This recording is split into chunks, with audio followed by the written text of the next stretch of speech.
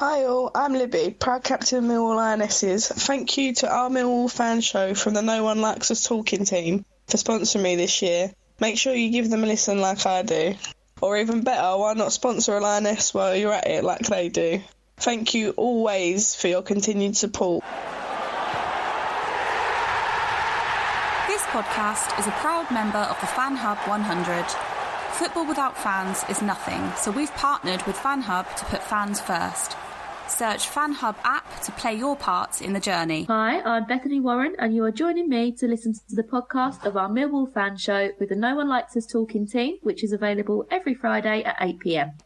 It is Friday. I'm your host, Johnny Burrow, and I have the No One Likes Us Talking team of Bethany Warren, Gary Staff and Stan Godwin with me.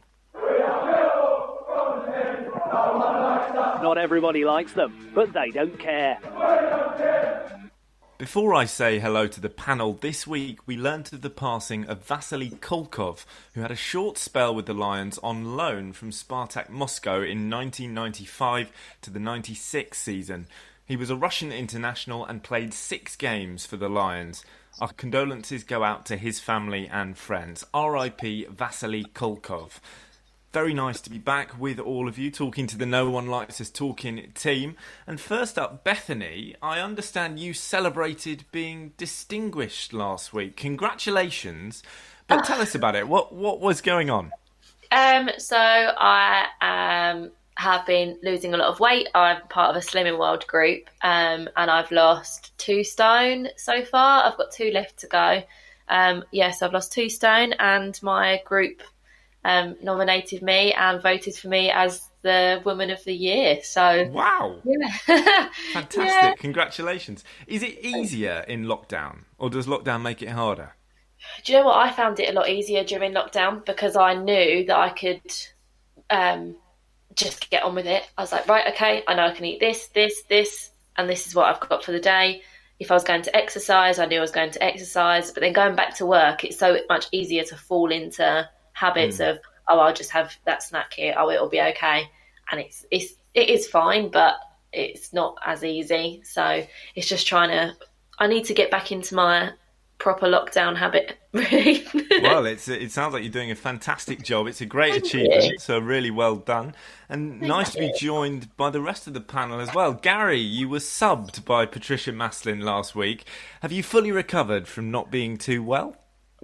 Yes, bit of a story to it. I've had a constant headache. Today it sort of eased a little bit for about 8-9 days. I've had blood tests, I've had bloods taken, I've had everything.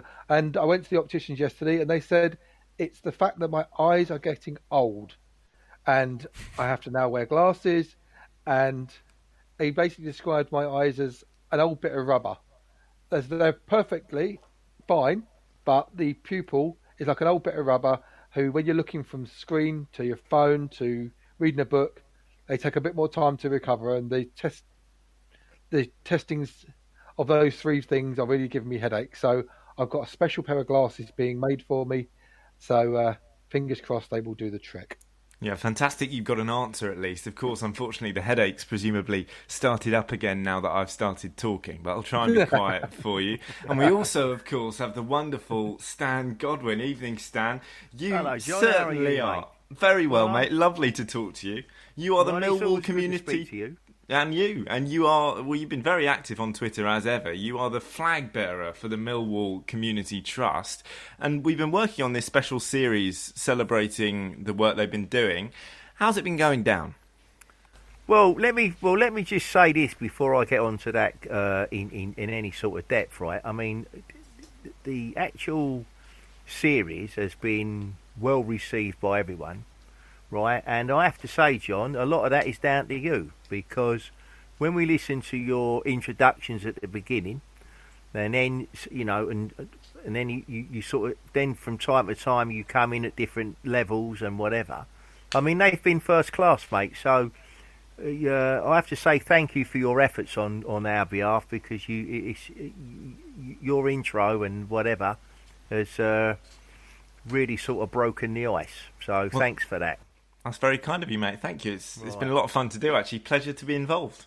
Yeah, well, but coming on to the actual the community trust. I mean, I've said before, right?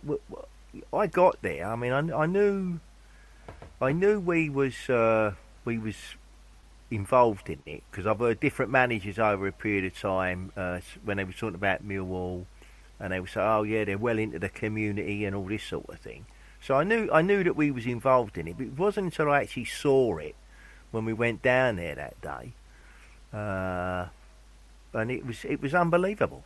I just, you just opened your eyes, and then, funnily enough, when I then heard the first episode and in the one that you spoke when you made the point about the club are actually rooted into the community, I thought to myself, now that's a good expression. I mean, that just about summed it up. I heard you say, I would never have thought of it myself, but when I heard you say that, I thought to myself, well, you've just got it perfectly. But no, it's an eye opener, an absolute eye opener, and I've said that in my opinion they are the crown jewels of the Millwall crown. There's absolutely no doubt about that.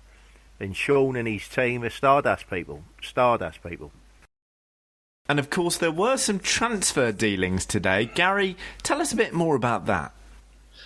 Well, yeah, I was quite surprised. I didn't think, judging by the last few days on Twitter, that anything was going to happen. Then all of a sudden, Kenneth Zahor come to the forefront. From his Cardiff days, I know him as a very strong, very successful player. He had a £8 million transfer to West Brom, I think it was back end of last season, and didn't really make their team as much. I think he scored a couple of goals for them, but West Brom have gone into the Premier League. He's become surplus to requirements, and we've snapped him up. So I'm really pleased. Fingers crossed, he's just what we need. Well, I concur with that actually, because one of the things I noticed with this guy, I mean, I must admit I'd never heard of him until today, but I've just sort of done some looking up, and he's played. I mean, his background is he's played in Italy for Fiorentina. He's also played in Sweden and Norway. When he went to Cardiff, originally on loan in 2016, he made 12 appearances and scored 2 goals. And then from 2016 to 2019, again while at Cardiff, he made 84 appearances and scored 22 goals. And then, as Gary said, he then went to West Brom, where he's made 15 appearances and scored 3 goals. Now, with a lot of these people, I mean, some people now are going to be looking at this and think, because he can't get into the West Brom team, he may not be that good. But the fact is, they're now in the Premier League, and he may not be a Premier League player. I don't know. But, until we see him play, I mean, he might be perfectly suited for us. Perhaps he didn't fit into the West Brom manager's style of play. Who knows? And look at those stats, Stan, as well. 1 in 4. Ain't that bad, is it, really, for this level? No, that's right. Absolutely. I mean, as I said, you look at his record. The transfer window has not been particularly hot this year, for obvious reasons. I mean, even in the Football League thing, and a lot of the players that have gone have either gone on frees or they've gone out on loan. Obviously, that identifies the fact that money's not available. So, as you said, Gal, I mean, this bloke could be right up our street, but we won't know until we see him play, and we'll have to see how we go. And I think the rumour has it he's available for tomorrow, because I think if the 5 o'clock deadline means that there is a possibility to play. So fingers crossed. Well, yeah, I mean, that could be... Well, I mean, it might well be. I mean, he could play, or I suspect what might happen, he could well start off on the bench and then probably come on, because if he's not had a lot of games recently in the first team, there's going to be an element of his match fitness is not going to be what it should be, which is not his fault. That's just circumstances. But either way, if he plays, he plays, and if he comes on as a sub, he comes on as a sub. Tonight we welcome a Glasgow-born former Lion. He started his career as a youngster at boyhood heroes Rangers, but was rejected by boss Graham Souness. He dropped down to junior leagues with Bishopsbriggs before he joined Falkirk and enjoyed a successful 2 years before heading south to sign for the Lions in 1990 for £100,000. He made his Millwall debut on the 25th of August 1990, playing for the club for 6 years and gained 9 Scottish under-21 caps while with us. He is currently Millwall's joint 10th all-time leading scorer with 71 goals in all competitions. His form for the Lions earned him a big money move to Premier League Sunderland for £1 million in 1996, where he established himself as a crowd-pleasing, combative midfielder. In 2001, he joined Wolves from Sunderland and helped them back to the Premiership. From there, he went on to play for Rangers, where he won the Scottish title, with stints at Dundee, where he also managed, and MK Dons followed before he hung up his boots in 2010. He also managed St Mirren for a time too. Welcome the man who played his most games and scored his greatest amount of goals at Millwall, Alex Ray. Alex, great to have you with us. How are you? Yeah, I'm doing great. It's good to hear you kind of mention all the clubs that I was fortunate enough to play with, and it was a total roller coaster. And I have to be honest with you, I was just chatting to these guys prior to come on air. I still miss football terribly, and there's no substitute for it. Even though you mentioned some managerial posts and things, some coaching roles within that as well. So, but I miss it terribly. But listen, it was a great, a prolonged career as well, which I just thoroughly enjoyed. No, well, it's fantastic to read about, fantastic to watch at the time as well. And before I let you off with the panel, you, of course, played alongside Millwall's Russian signings, Sergei Yuran, and, of course, Vasily Kolkov, who sadly lost his battle with cancer on the 10th of October. How do you remember those guys? Do you know what? I'm sorry to hear that we've lost one of them. I didn't realise that. In terms of the both fellas as individuals, they were good guys. It was just really the wrong movie. They came in, they were on fortunes, and it didn't really create a good atmosphere about the place for guys like myself that had been there for a few years.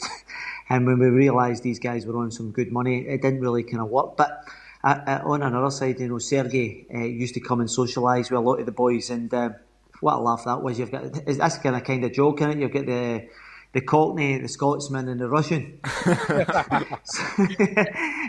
So trying to get some English out of Sergei was a bit of a chore, but we managed to do it because he was at every session he was out there with us. Alex, it's Gary. Just a quick one on that. I can imagine Sergei just down the Old Kent Road would have been a bit of a scream, wouldn't he? Yeah, well, I'll never forget the time. And listen, I like to talk about the football, but I remember the time we came back for a game and we were having a few beers and we've got the tracksuits on, and I remember saying to Sergei, I think he was staying round about the Bromley kind of area, and I was living in Mepham out by Kevin Callahan, and I says to him, if I go home, Sergei, it's night nurse, the missus won't let me back out, and he says, Alex, you come back to my house and I give you some clothes, and I'll never forget it. He gave me, it was like a woolen jumper. I think it was the height of summer, and it was one of them kind of fleecy woolen jumpers. And I was in a nightclub in London. It was about 300 degrees, and I remember getting back home about 3:30 in the morning, and I pitched up. My missus was furious, and then when she seen the jumper that I'd on at a nightclub, she was like, "Get in the house." It was, but it was great. I was bowling about like some sort of kind of, I don't know, but it was just a great time, and but by the way, they were good footballers. It just didn't quite work for them. Yeah. Hi Alex, it's Bethany here. Nice to talk to you. Hi Bethany.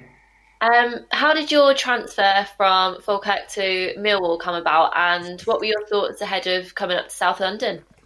Well, I'd left a small club, Bethany, called Millwall. Falkirk, to go to Millwall, and the name of the stadium was Brockville, and it was just overlooked a railway track in between. It's halfway between Glasgow and Edinburgh, and it was a wee bit. It was a ramshack. It was faulty bits, and after I left, a couple of years later, they got a new stadium. So that gives you an idea of Brockville. It was one of the ones you could touch the players. The crowd was so close. You heard all the shouts and things, and I kind of got wind that Millwall were showing some sort of interest, so you tend to do a little bit of background and you think, right, okay, they've just got relegated out of the top division. There's some household names like Cascarino and Teddy, and some really good players at that time. Malcolm Allen was there, Jimmy Carter, so we know all the guys. They were all good players, Rhino. But when Bob Pearson the chief scout at the time, was driving us for the airport, and he was trying to explain what the club means, and it was formed by Scottish dockers. I'm thinking, I like the sound of this. I'm going to have some of this. This sounds great, but I wasn't convinced that it was actually going to happen so quickly. I only had a weekend bag because I thought I was just down for the weekend and then have a look about and possibly sign. But the closer I was getting to the den, and I mean literally within a quarter of a mile, I'm looking about the place. I'm thinking, I might have made a bit of a mistake here. This is a bit of a shithole. and I'm not exaggerating. I was looking about, and it's got all the knacker yard and all these kind of rough places all round about the den. I'm thinking, oh my God, what have they brought me here? And I'd actually borrowed a suit, Bethany, to have my mate so that I looked the part coming down. So I've tried to make an effort as well. Yeah. And then when Bruce Rioch took me onto the pitch, it had the fencing all round it, and I'm thinking myself, this is a bit wild, man. I'd never experienced anything like that with fencing and things, but from the off, I really took to the boys. I became big pals with Malcolm Allen, which I'm not sure was a good idea at the time, looking back. But he was a brilliant lad, and he took me under his wing, and and then I got integrated. And within the space of 2 days, I'd gone to Aberystwyth for pre-season training, and there'll be plenty of young kids out there listening to this podcast. Half of them probably won't even know who I am, this new generation. And when you see players doing pre-season training now, Bethany, we were actually running up sand dunes. And I'm not exaggerating, there were like 3 and 4 story buildings, running up these sand dunes, and Rioch was at the top and he's shouting, get up that hill and all that. And I was trying to impress. And we always finished with a 5-mile run directly after doing these sand dunes. It was one of the hardest things I'd ever done.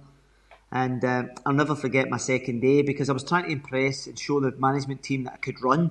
The first day I finished 5th or 6th on this 5-mile run after having done all the running. And then the second day I'm thinking, right, okay, if you can beat that, at least they know you can run. I'd signed a contract, and then it's just a case of showing them what you can bring with your football ability. And as I'm running towards about 200 yards before the 5-mile finishes, you've got the coaching staff, you've got Ian McNeil was there, and Bruce Rioch, and they're shouting, come on, and you're trying to beat the guy in front of you. And I remember seeing Terry Hurlock, and wee Terry was standing there with the shaggy perm hairdo, and he's dripping us. It's almost as if he's dripping a sweat, and he's going, come on Al, son, come on Al. And I'm thinking to myself, so I sprinted the last 200 yards, and I think I finished 3rd that time, and I'm thinking, lovely, job done. And I always think to myself, how did Hurlock beat me? And in my mind, I couldn't beat him, so I was sitting having dinner that night, and I was sitting next to Terry. And I'd only met the guy a couple of days. I says, how did you manage to beat us? And he went, Al, I jumped on the bus, son, and I got off. He jumped on the bus, and he got off a half a mile for the finishing line. He ran down to the beach, wet his head in the water, waited for 2 guys to come past, and then he joined in. I thought, brilliant, absolutely brilliant, man. So listen, I was 20 at that time, and I'm thinking to myself, there's a lot of lessons to be had in this squad of players. Yeah. Alex, like carry Chariots of Fire, doesn't it? But anyway. I have to be honest, and one of the things, and he called me for Tenerife a couple of days ago. Horney was spotted drinking seawater, and we had to get the club physio, man. He was delusional with his salt. He was down drinking seawater because it was so difficult. He was banging trouble, Horney, trying to finish with that 5-mile run. Oh, brilliant. Alex, it's Gary again. You mentioned a couple, Bruce Rioch in there. You also worked under Mick and Jimmy Nicol. Yeah. Who was the one that stood out for you? I know Mick could be a hard man, and probably would be good back in the game again now as well. Yeah. Listen, I look back in my time there, and Bruce Rioch was a real hard taskmaster. I was indebted to Bruce. I actually met Bruce, I don't know, maybe 10 or 12, 14 years after he got let go from Millwall. And I had a terrific conversation with him. I actually apologised to Bruce, partly because of some of my antics at my earlier time at Millwall. I kind of let myself down a couple of times with certain things I was doing off the field, and it wasn't really conducive to giving yourself a good chance. And do you know what he said to me? He says, listen son, we've all been young. before, and listen, there's no need to apologise. You always gave it your all on the pitch for me. And so, no, I like Bruce. I liked the fact that he was very strict.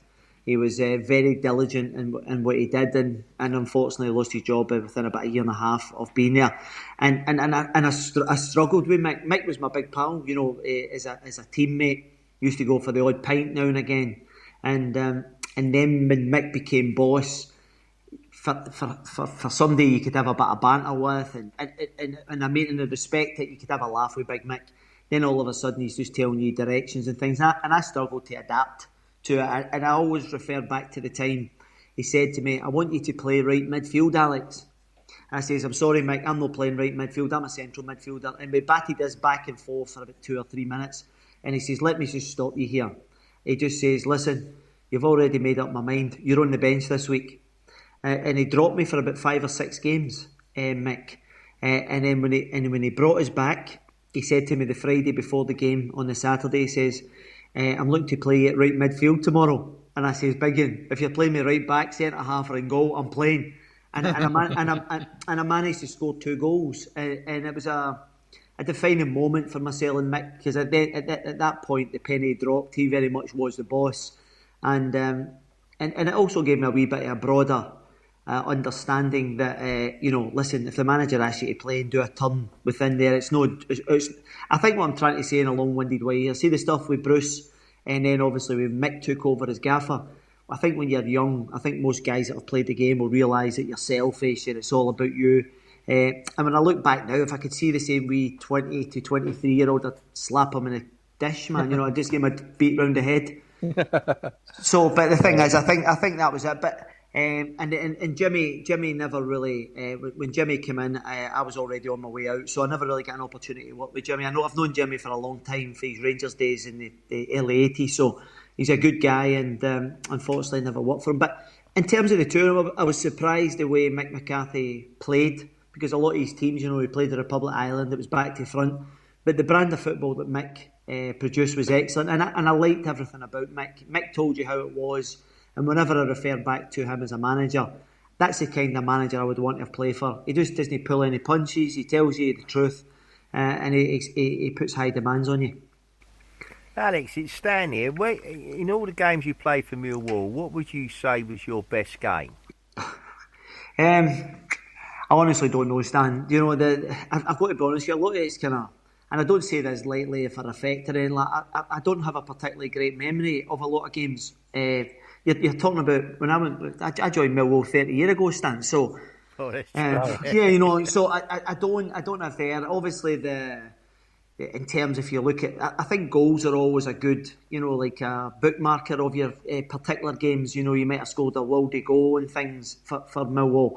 I think the Notts County hat trick away from home kind of stands out because of the kind of variation. I think there was a couple of really good strikes from there, different types, and then plus we had our Christmas party that night, Stan. So it turned out a good day.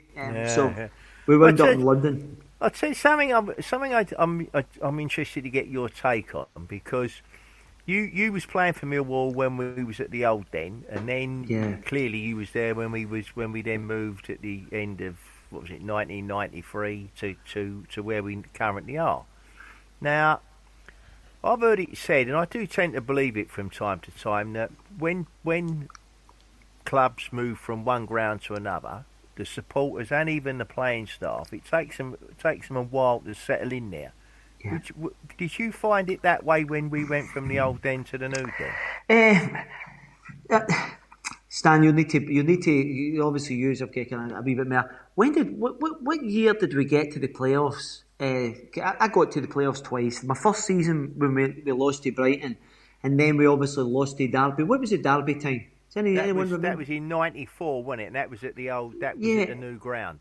So that's what I'm saying, Stan. That wouldn't have affected the way we were playing. So to answer that question, but what I'm saying is that I get that, but that was towards the end of the season. But what I'm saying is that when we first moved to the new one, the opening game of the season, I think we went about 3 or 4 games at the grounds, home games, where we didn't win, and people were then saying, the players ain't got accustomed to the place yet. Yeah. I'm just wondering yeah. whether you think there's from whether you think there's wee some bit of strength merit, in yeah. that argument. That's Yeah, all. no, I understand exactly what you're saying, because see, to be perfectly honest with you, the new den was nowhere near as intimidating as the old place, and I think that was part of what I spoke at the beginning. When you actually come in to the old den, you used to look about the place and go, oh, here we go. You know, I can imagine away fans. I'll never forget Ken Chapman, Chief Superintendent, the big copper who used to come in. He was an amazing man. He ended up becoming the security guy, overseeing the head of security at Millwall for years at the New Den. And I remember, because I loved the old Den. I loved the atmosphere it generated. It was so hostile, and I mean that from a home player's perspective as well. And it took time, as you said there, to get that at the where I've played at the New Den.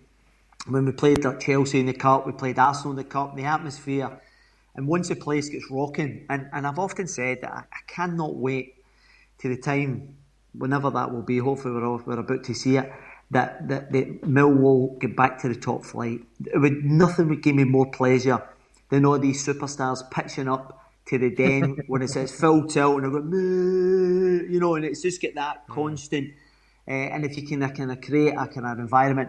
But going back to Ken Chapman, he used to, as you all know, going back to them times, the chief superintendent would go into both dressing rooms and he would always go, guys, you have a responsibility today to not antagonise the opposition fans. And I'll never forget it, because he had this big, beautiful stick underneath his arm. And it used to have like the silver brass at both, silver kind of beautiful markings at the end, and it was lovely. And he used to come on, he would tap me in the side of my thighs, and he'd go, especially you, Ray. and by the way, you could put your house on it. Every time I scored, I was away giving it to the opposition fans. But it was great, and but I must admit, I did. I used to love the old Den, and then I got to enjoy the new one just as much, because it really does become your home after a period.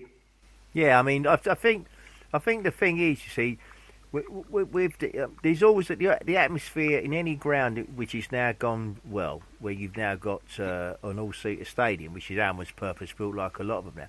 I mean, the atmosphere is always going to be different because by the nature of the beast.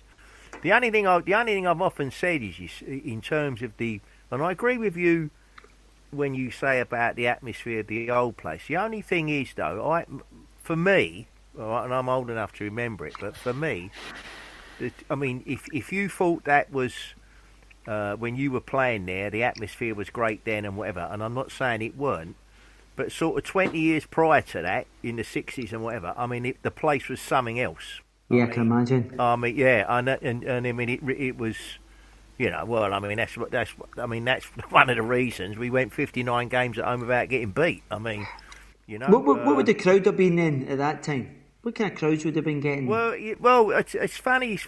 Sometimes it depended. I mean, I've put some pictures on Twitter recently where, you know, where we were playing teams like we was in the 3rd division and the 4th division as it was, and you got packed grounds, right? And so you know, you could get 25,000-26,000 in there. Yeah, it's amazing, isn't it? Yeah, you know, it depended on. You know, I mean, when we played Spurs in the Cup, I mean, I've said this many times, but when we played him in '67, I mean, it was over. There was over 44,000 in that ground, and it was unsegregated, and there wasn't any ag before, during, or after the game. I mean, you know, you tell that to people now, they look at it as if you're from Mars, but it's true. Special times, but anyway. Yeah, it's interesting because when I speak to some of the, and this is not to kind of try and get one up, when I speak to some of the guys who were playing 20 years before me, and I see them at the games now, like legends that played with Rangers, and they're going, yeah, we played at Hampden and 130,000 people, and you're thinking, what? You know, and you're trying to comprehend that amount of people within a ground, you know, and it's only 25 years prior to when I was playing, so it's just astonishing when you think about it. But we have to roll with the times. I actually feel as if there's a good strong possibility that standing will become more of a thing in the next few years as well within grounds. Yeah, I agree. I think the safe standing will come. But no, Yeah. I mean, some people argue and they want to say, oh, well, we want to go back to what it was, and I've said, well, that ain't going to happen. And I've said to him, safe standing's as good as it's going to get. Yeah, I agree with that. And which is fine. I've got no problem with that. But and if that happens, I mean, it's often been said. I don't know how true it is, but when it's been mentioned in passing down at Millwall, people have always turned around and said, "Oh, well, the ideal place for that would be the bottom tier of the Coldblow Lane end." For some, I mean, which is fine. I mean, but if that was the case, straight away the atmosphere would be different then. Yeah, I can imagine. But we'll have to wait and see, mate. I know Alex Gary again. I know from when I went to the Allianz a few years ago and watched Munich play, they've got it behind their goal. And that place and that atmosphere behind that goal, they've got cheerleaders standing on top of scaffolding, screaming things out. It's an unbelievable place. Yeah. Well, I was actually doing a thing prior to coming on with you guys for a newspaper in Glasgow, and I worked in Belgium for a year, and Rangers are playing their European campaign. It starts next week against Standard Liège. And see exactly, but obviously there's no fans at the game, and that's obviously the difficult. I went to it, and they have, like as you said, they have the safe standing behind one of the goals, and they have like the ultras or the young team, and they've got the megaphones, and the atmosphere they generate is just it's frightening, and it seems to be a feature throughout Europe. I think it'll most certainly come in, and because the thing is, one of the things as well, some grounds do generate, and the new den definitely generates. You've got enough punters in there. You can hear them, but there's certain games you go to that you just don't have that same feel about when you're all sat down and it's relatively kind of mundane. I actually love. There's nothing better, and I was actually talking to that journalist tonight about Standard Liège with real passion, because in the whole of Belgium, their fans were by far the most vocal, and it was hostile to say the least. Do you think we'll get fans in this season or not? Yeah, I really hope so. And I don't want to be sounding too controversial here. For the life of me, I can't understand why you can't get safe distancing within grounds. You're opening up pubs. You've got guys all sitting within a couple of yards with a bit of perspex in between them. You're not telling me you couldn't get 5,000 Millwall fans into a home game the size of that stadium and be safe distancing and have all the protocols. They've already done some test cases already, pilots in Scotland as well as in some in England, and to stop it, because the feedback, my understanding was it was all safe, it was all above board, and the quicker they get people back in. But in terms of where this pandemic is at the moment, I cannot believe how it's actually transformed the globe to where we're at the moment. I find it really strange times, difficult. I think people are there's some people listening to this, and I think mental health's obviously an issue as well that people need to get out there and talk. And I think the clubs can play a big part in that, because they are part of the community and engaging with supporters. I mean, if you take Alex, like the Den now, I mean, well, not just the Den, but anywhere. But I mean, if they talk about opening up the grounds to crowds again, I mean, clearly we know that they're not going to be full to capacity for obvious reasons. Yep. There's going to be no away supporters. So if you take Millwall, I mean, you for example, if you take Millwall, they could turn around and say, right, well, we'll have up to 9,000 in that ground, and you just spread them all out, didn't you? You'd end up with people sitting in the away end, which they wouldn't normally do anyway, and and just sort of space them all around. See whatever the guidelines are and whatever procedures they put in place. See, as long as everybody adheres to it, coming in one exit, going out another exit, going into toilets at one side, make sure you come out, and make sure that, and you just ram it home to your home fans to say there will be people monitoring this. If we break these protocols, the likelihood is they'll reduce the numbers again. People will adhere to their rules, because the one thing, and I'll be honest with you, I've been really fortunate because I've been covering a lot of football in Scotland, so I'm getting to the grounds to watch and cover for media. So I've been very, very lucky, but I cannot emphasise to you how strange it must be for the players. Honestly, it must, because the thing is, we know what it's like. See when you get a home crowd behind you and you're getting a bit of momentum and that noise starts going behind you, all of a sudden you're thinking to yourself, it just gives you that extra yard. You can see the opposition caving in, and it makes such a difference. And obviously the players are trying their best, but we're not seeing the level and the intensity that you would normally do with fans, and I don't think. Strange times indeed. Alex, fantastic to speak to you. By the way, Jeff Burnage said to send his regards. He's still a very big fan of yours. He's a great man. A great man indeed. But before we let you get going, can we just have a quick prediction for the Wycombe Wanderers versus Millwall game this Saturday? Yeah, I'm going for 3-0 Millwall. So the thing is, somebody fire it on Twitter because I fancy is strong against Wycombe this weekend. Well, it's a big shout, Alex. Fantastic to talk to you. Thanks so much. I'm sure we'll talk again. So until the next time, all the very best. Cheers. Thanks, Alex. Yeah, cheers, Alex. Thanks, chaps. Good to speak to you. Be safe. And you. We will take a break there and listen to Scott Johnson talking about the Proper Blokes Club. Hello, I'm Scott and I founded the Proper Blokes Club.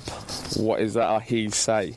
Well, it's for men who have experienced or going through a tough time and fancy going for a walk and a talk. Or it could be you just want to get back on top of your game, maybe feeling lonely, or you could even be new to the area and just want to get out for a walk and a talk. This could be for you.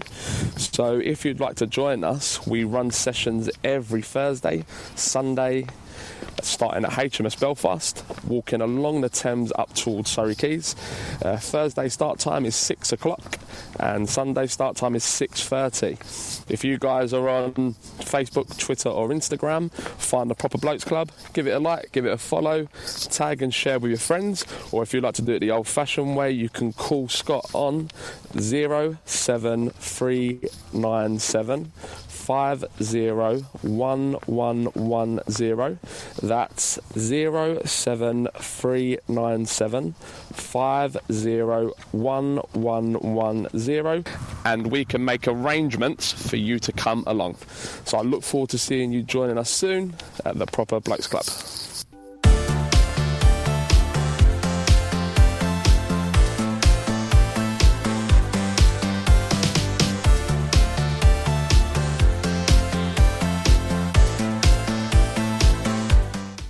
I'm Johnny Burrow and I'm back with the No One Likes Us Talking team of Bethany Warren, Gary Staff and Stan Godwin.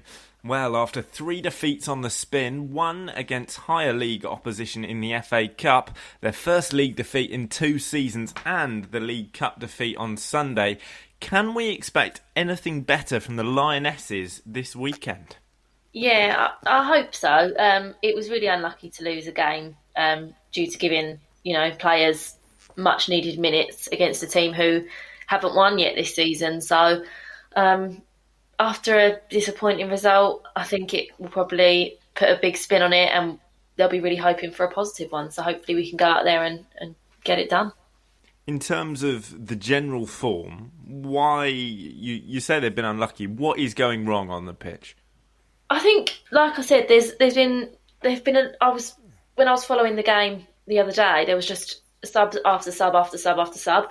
And yes, that's great because players need minutes, but sometimes too much change isn't great, I don't think, because I feel like you have to, once you've started getting in a rhythm, then you get taken out of that rhythm because someone else has come in and then you get in a rhythm again and it's a bit too much of stop-start, I think. Yeah, you've got to let them settle, haven't you? It's like Sven-Goran Eriksson back in the day making 57 subs at half-time. It's not always the best plan. But with a little more confidence, hopefully things will be fantastic on the pitch again for the Lionesses before long. So we'll keep an eye on that. Our final guest this evening arrives as fan in the dugout, although he has been seen sporting a 1980s Millwall shirt with additional garb that makes him look more like a superhero. He comes from Lewisham but is now located in Maidstone, but that does not interfere with him following the Lions. His day job sees him supporting others to be great leaders in their work. He sits on our subs bench awaiting to break into the No-Look first team, but missed his debut a full weeks back. It is that man of many appearances. Welcome, Henry Morgan. How are you, Henry? Yeah, not too bad. Welcome everyone. Happy to be back on the show, to be honest. That's fantastic to have you with us. And just before I let you chat with the team, I'm hearing a lot about a superhero outfit, and I have got absolutely no idea what that has to do with Millwall. So can you explain it for me? So when the compulsory purchase order was still threatening the ground, through a number of people, and like I said, I think I've blamed Mickey Simpson before, so I'm going to blame him again. He said, what we could really do with H at Wembley is a presence and a talking point. So why don't you dress up as Banana Man and try and get on as many different media outlets as you possibly can? So I dressed up as Banana Man and put on the 1988 shirt, because obviously it had Lewisham as a sponsor, and went dressed as Banana Man because that was one of the addresses that the Surrey Canal Sports Group used when they were, inverted commas, fraudulently setting up their companies to try and say that they were going to make a big sporting area around the Den, which obviously, in my opinion, and I'll say in my opinion, that was probably not going to happen. So I ended up being dressed up as a Banana Man. Loads of people giving me grief, real Wall don't dress up at Wembley, blah, blah, blah. But very funny. And I still get given loads of grief to this day. Hiya, Henry. It's Bethany here. It's nice to talk to you. Hey, Bethany, how are you? I'm good, thank you, darling. What was the first game that you remember going to? Okay, so the first game I went to was 1992. It must have been, I think, the last year at the old Den, so I would have been 9 years old. And my dad, bless him, not knowing a lot about football, got confused about which entrance we should go into, and it was against Swindon Town, so I ended up standing in the away corner for Swindon Town versus Millwall, which I believe was John McGinley's last ever goal for Millwall. Correct me if I'm wrong, if there's a stato out there, but I think that was it, and we won 2-1. So that was it. So it must have been September 92, something like that. I think I'd watched maybe Millwall on the Box a couple of times before that when I was younger. But yeah, that was the first time I went down there. And so lucky enough, I got a season at the old Den. Henry, Stan here. Hey Stan, how you doing? I'm doing okay, mate. Now, we've been slightly overtaken. I'm going to get your take on something. We've been slightly overtaken by events. But indeed, just bear with me for a second. We would have all heard of the big project from the likes of the Liverpool and Man United outfits. Yeah, indeed. And the Big Six and all the rest of it, and supported by Rick Parry.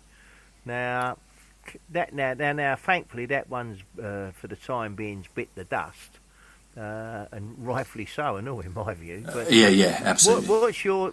I mean, clearly changes. I mean, at some point, football has got to change, and I'm talking about in terms of, grounds not being opened and fans getting the ache and all this sort of thing.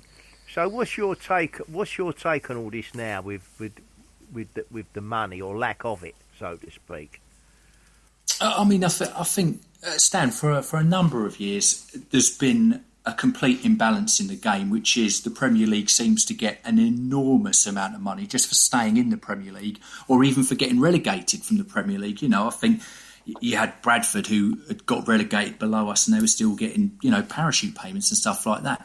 There's a huge financial imbalance in the game. And I just, it's become a corporation, and there's that real tension that I feel, which is between what I would call a proper football club like Millwall and a franchise like Manchester City, who have now set up clubs in multiple cities across the world. Like, they've got one in New York, for example, haven't they? Like, New York City or whatever they want to call themselves. And what is football about at the end of the day? Has it become some kind of like capitalist baton that we go around waving at each other, where, you know, season tickets are costing upward of £600-700? Look at Spurs, for example, and the massive inflation on their season ticket prices. Now they've gone to their inverted commas new stadium, which isn't even a new stadium, is it? Let's face it, it's moved about 30 centimetres to the north of where we were playing recently, but they call it like the greatest stadium in London or whatever, but it's not, because if you've ever tried to get a train to or from there, you'll know it's a complete nightmare. It's shocking, really, isn't it? Because I think the working man's getting priced out of the game left, right and centre. I think that's only going to be exacerbated by COVID, unfortunately.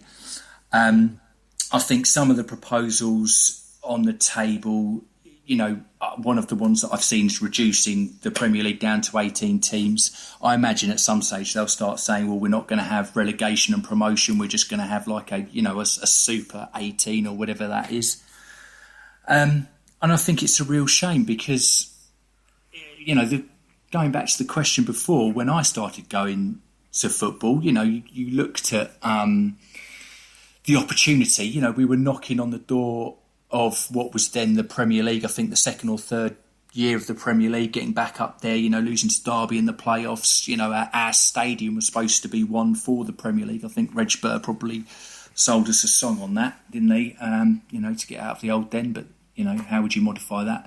It's sort of by the by, but it's just, you know, it's become, as much as I hate to talk about the vermin, if you look at West Ham, the capitalisation of that stadium, and a lot of their fans, if you speak to them now, are very unhappy. You know, they've lost the root and the heart of their club, really. So it's just about consumerism, unfortunately, and I think that it, you know, I guess what I'm trying to say is how do we strike that balance between it being the working man's game, and maybe potentially coming with some of those vices, you know, from the 80s. You know, there was always an element of poor language, poor behaviour, that kind of stuff, which has really been sanitised out of a lot of the stadiums that you go to now. And I would say there's an element of, thankfully, at the Den, all right, there are times when it's not particularly good, but there's that edge at the Den that we've still got that is, you know, we're a good working class football club that, you know, I wouldn't want to support anyone else. I mean, you know, I'm not just saying that because I'm a Millwall fan, but, you know, it's still got that. And you hear that time after time from other teams, you know, that's a proper club. They use that phrase, it's a proper club. And I think there are just going to become less and less of them. And I know there's always a debate, Stan, and you'll see this on Twitter as well, and I know you get involved in this sometimes, about would you want to see Millwall in the Premier League? For that very reason, you know, people start coming in with bags of popcorn, and next thing you know, you're not allowed to stand up anymore. Yeah, I mean, it's an interesting thing because, you see, I remember once, and I mean, I'm looking at it now because I was reminded. I mean, see, when people talk of the coming of the Premier League, right? Yeah. But the Premier League come about, didn't it? Because principally, we got banned from Europe after 1985, and there was correct, yeah, and there was clubs that was playing. I mean, the money wasn't there like it is today, but you had a load of clubs playing players, like Liverpool being one of them, on big money because they was in Europe year in and year out, and all of a sudden that cash cow was now gone. Yeah, dried up. Yeah. Then started up about wanting to have the Premier League, but the thing is, so that was one of them. The other catalyst in the setting up of the Premier League was when we had the scenario at Hillsborough, right? Yes. But you see, the thing is, and there's a guy wrote the Taylor report. Yeah. Yeah, that's right. And there was a guy who wrote a book, and his name's Adrian Tempany. And his book was "And the Sun Shines Now," and it's a real good book, and I'd recommend it to anyone. And it points out in this book how Hillsborough and the Premier League, not only did they change football, but it changed. He makes the claim, and he's right. With Hillsborough and the Premier League actually changed Britain. It actually changed the country. Yeah. Now, when you sit and think, if people think, blimey, but when you read the book, it then becomes, and then you then follow what it was and why it's saying, that then makes a lot of sense. It then become all about money. I mean, just to give you a simple example, the old Wimbledon, Yeah. right? Not the Wimbledon we've now got, but the old Wimbledon. Which one? I was going to ask. About moving to Ireland.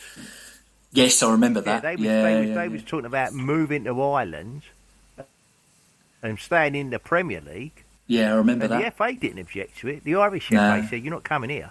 Yeah. I mean, it's all that. So, but no, I just because it was. Yeah, but it's the only thing I would pick you up on it slightly is simply this: is that, I always supported the move from the old den to the new den. I never, and it because it made perfect sense to me. And one of the things that Reg Burr, and I'm not a fan of Reg Burr, but I'll give him his due here. And he made a statement, and nobody's ever challenged it. He turned around and said that when the Taylor report first came out, there were suggestions, or before it came out, there were suggestions that there was going to be a membership scheme, and they got Taylor and that lot down there, and they asked him, and they said no, it's not going to be a membership scheme because it wasn't to do with hooliganism. But what we're going to do is you're going to have an all-seater stadium in what's because by that time the Premier League was on stream, and then whatever you call the second division, they will be required to have all-seater stadiums. They have 3 years now.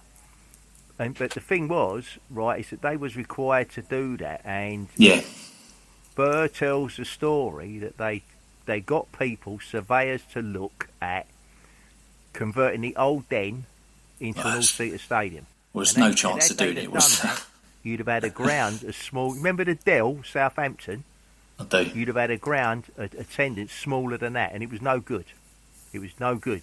So they moved it, and for me, and it helped. It was only moved half a mile up the road, but I always supported that decision, and I think it was the right decision to make.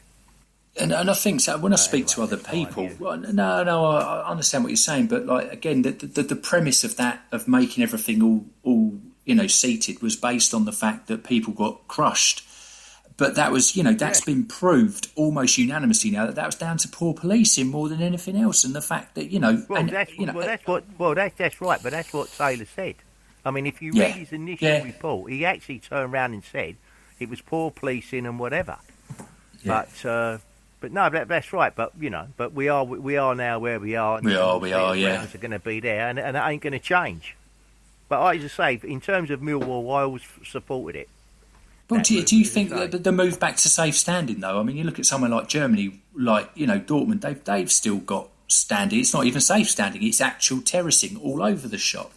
And my understanding of it is that it's safe standing. I mean, if we have safe standing, I mean, what I'm saying is, and I mentioned this earlier, I think safe standing will come in grounds, and that's going to be as good as it's going to get. Yeah, better. Well, I think it'd be great. We're not going to go back to the old stadiums again. No, that just ain't going to happen. Talking about current stadiums and stuff like that, what's your take on the season so far with no fans, etc. There, Henry? Gary. Gary, hey, I think it's terrible. If I'm honest with you, I think like a lot of us, it's a massive part of my socialising is a Saturday spent at, come win or lose, going with your mates, meeting up, sitting with the same people in Block 42 every week, and having that discussion around what Gary Rout's doing wrong, basically. Yeah. You find as well, Henry, it's like a bit of I find it's like, I know it's a weird thing to say, but like a breakup. You've lost a big part of it. I know you're still getting it in a side. Yeah, it's not, though, is it? It's not. I know exactly what you're saying, Gary. Like, it's completely different. And I've got to be honest with you. I follow. It's pretty dire, isn't it? As well, I think I spoke about the issues that we've had with that. But even brushing that to one side, it's just not the same. And it's awful. And I think when I spoke to a friend of mine who works in the betting industry, and basically what he does is he bets small margins, and he's always looking for an edge. And he said, Millwall are always a great team, and so he works out the percentages about what is worth, point what of a goal. So he breaks things down into that small thing. So, so if Ryan Leonard's playing, he knows that he makes 48% of his passes either to the left or forward, and therefore he's more likely to affect the game, and looks at all that statistical kind of stuff. But I said to him, okay, so what do you give for home advantage? And he said, right, with 0.2 of a goal. And I said, okay, so what do you do if it's Millwall at home? And he said, well, if there's a more partisan crowd, Millwall, Stoke, somewhere like that, he said it's usually 0.3 or 0.4 of a goal. So I'll go back to just the point being, we're currently 11th, I think, in the table. It's just without that home crowd, without that intimidation factor, without people like Ben Chilwell not wanting to take a throw in. It's just an easier place to go and play football at, isn't it? It's just you might as well be down the park having a kickabout. It's not the Den. Yeah. So I think it's going to disproportionately affect teams like Millwall than other sides. But I mean, having said that, I think that actually we've done all right. We got a good win up at Rotherham, which is a terrible place to go to. But again, I think Rotherham, it's New York Stadium or even Millwall. I don't think they had a particularly good record up there. I mean, I remember a 3-2 victory with 2 very late goals. Oh, God knows when that was, but it was 10 or 15 years ago now. But other than that, I can't think of a time when we've won up there.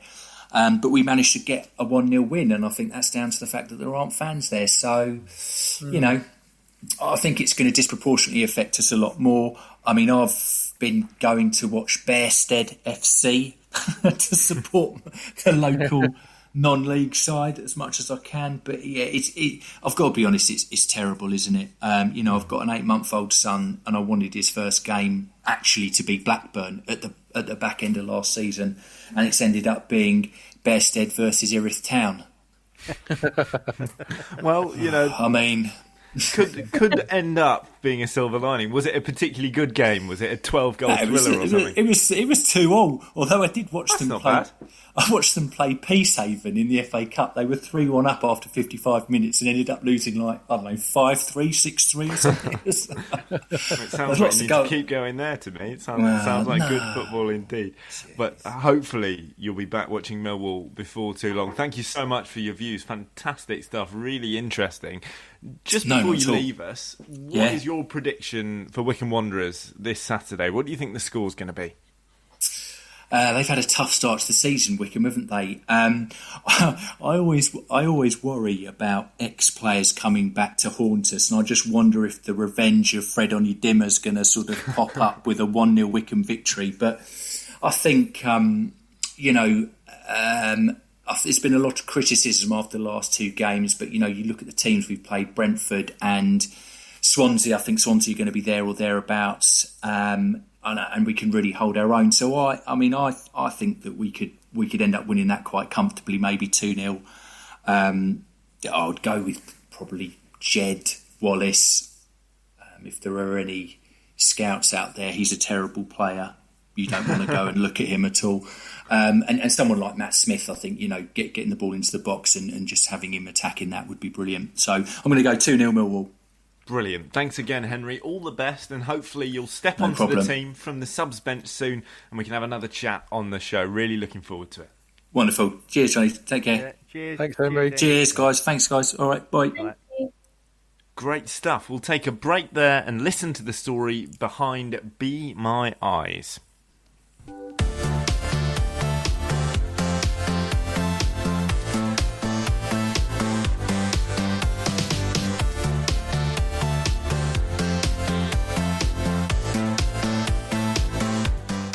Hi, Bethany Warren here. Millwall Lionesses have partnered with international smartphone application Be My Eyes. Be My Eyes is an application that truly benefits the poor of sight and the blind, but is supported by those of us that can see. You might wonder how blind people deal with everyday challenges. Well, normally the answer is simple. We're not that different from you. We play music. We go to school. We go to work. You get the picture.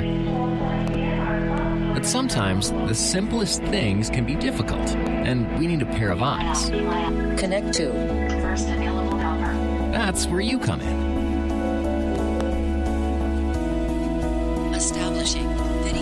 Through your smartphone, Be My Eyes connects the blind with sighted people through a live video connection. Simply choose if you need help or want to help by the click of a button. That's a nice picture of you and your family, Caroline. Is it for a present? Yes, it's a photo from my parents. You can help just by installing the Be My Eyes app. Print image. And we'll notify you when someone needs your help. And if you're in the middle of something, don't worry. Someone else will step in.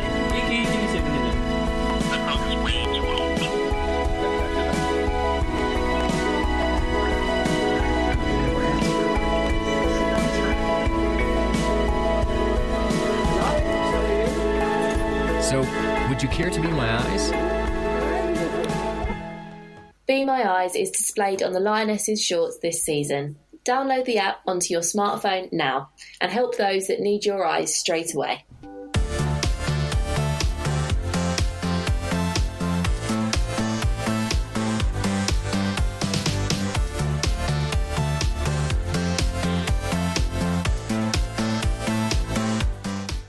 I'm Johnny Burrow and I'm back with the No One Likes Us Talking team of Bethany Warren, Gary Staff and Stan Godwin.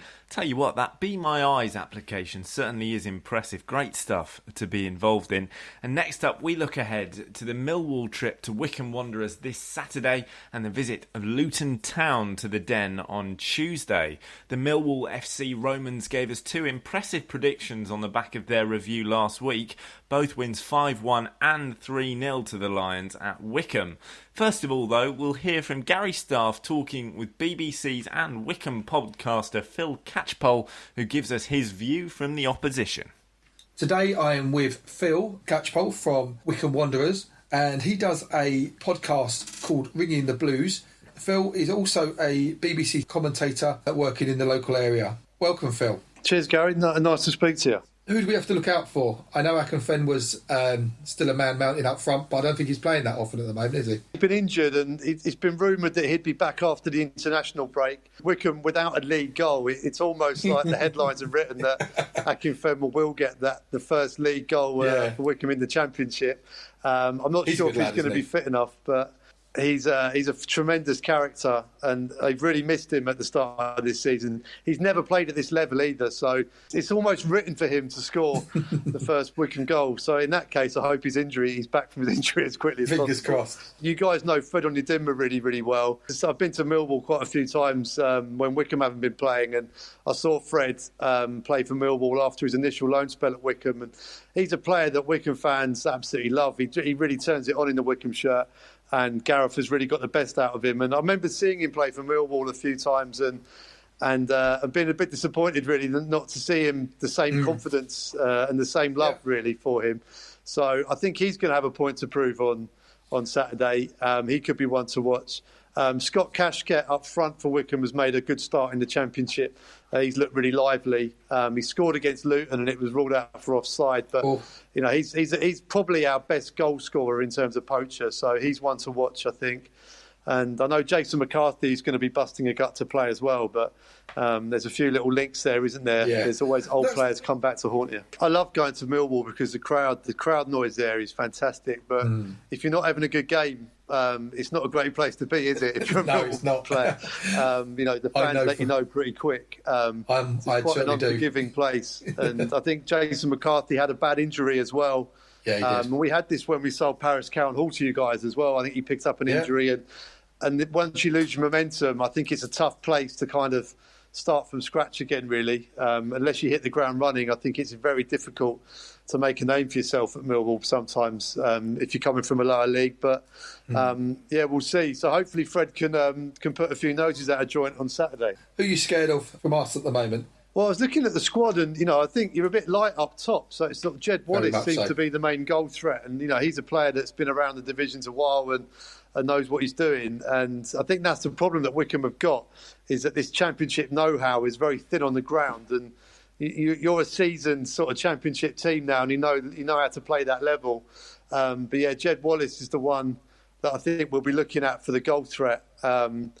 And defensively, Wycombe have been a bit open so far this season. And you know, in terms of the pace of the attack and getting the ball forwards quickly in the Championship, that's our big worry. And, if you guys can feed Jed, then we might be in trouble at times on Saturday.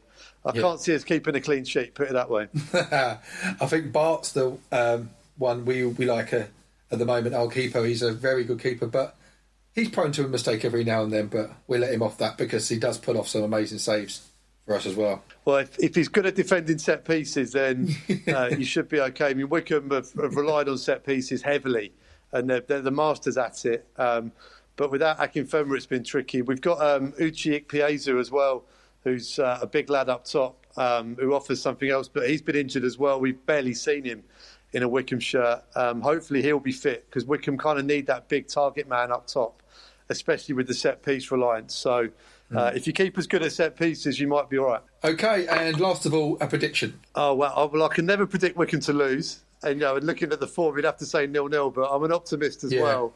So I'm going to say 2-2. I'm going to say a 2-2 draw. Wickham going to find the back of the net for the first time. Go on, and they're going to get a point, and hopefully it'll be the first point of many to come. Great to hear from BBC Three Counties commentator and, of course, Wickham podcaster Phil Catchpole there. He reckons 2-2. Panel, what are you saying? What's the score going to be against Wickham? I think I'm going for 3-0. I'm going to be super positive. Although I know that they've used these 2 weeks, to really work on their, defensively and offensively, but they're going to be desperate for a positive result. So, no, I'm going to go 3-0. I'm going to stick with my guns, 3-0. Okay, positivity. Stan, how about you? Oh, I think it'd be 3-1 to Millwall.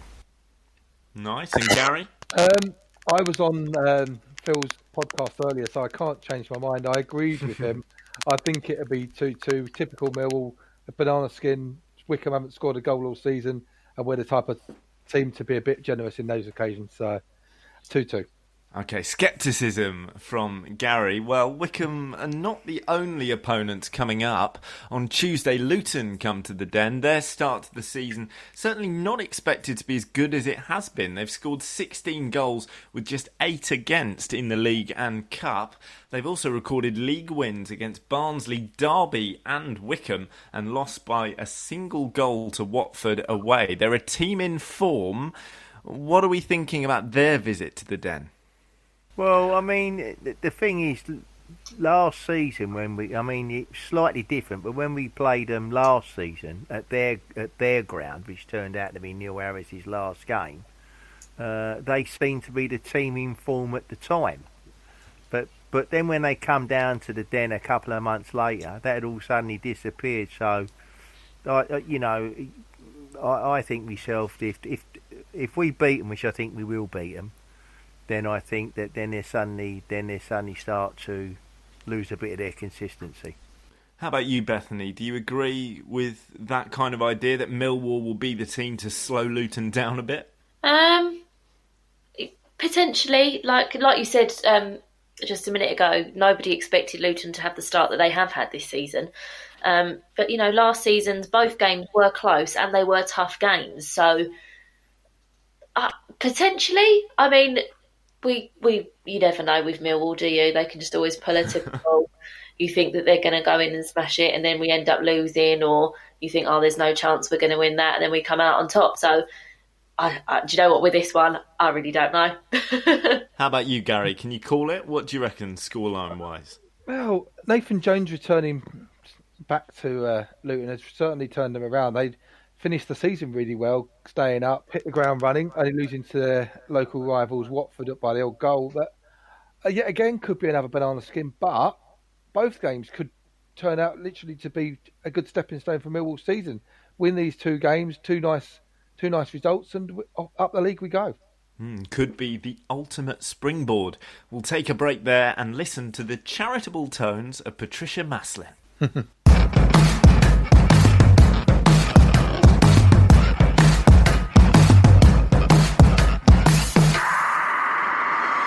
Hi, Patricia Maslin here. The Millwall Community Trust needs volunteer help. Whether you're an organisation with bodies able to assist or an individual, the Trust needs you during the current conditions to support the vulnerable and needy. If you can help make a difference or need help, please contact Sean Daly, the Trust's Chief Executive Officer, by phone on 07 958 02 7060.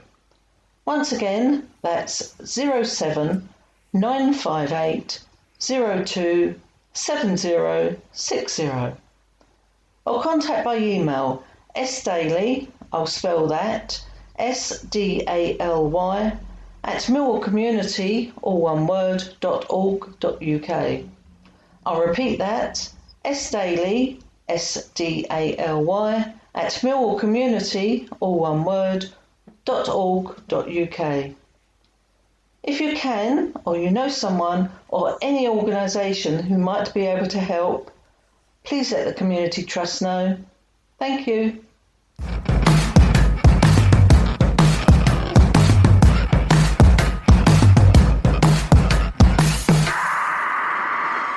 Dulcet tones, as ever, from Patricia.